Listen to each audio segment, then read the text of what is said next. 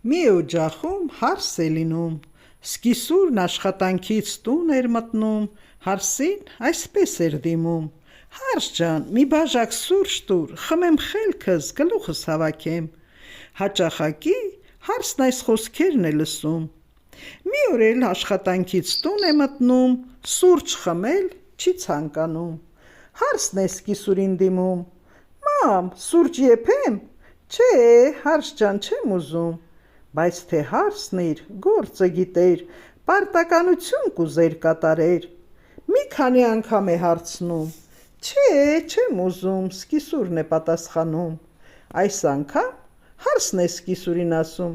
«Մամ, դե խմի խելքդ, գլուխդ հավաքիր»։ Սկիսուրն է զայրանում. «Ինչու՞։ Իմ խելքին ի՞նչ է եղել, որ խելքս գլուխս հավաքեմ»։ Հաճախ մենք ենք սովորացնում, ուրիշներին մեղադրում։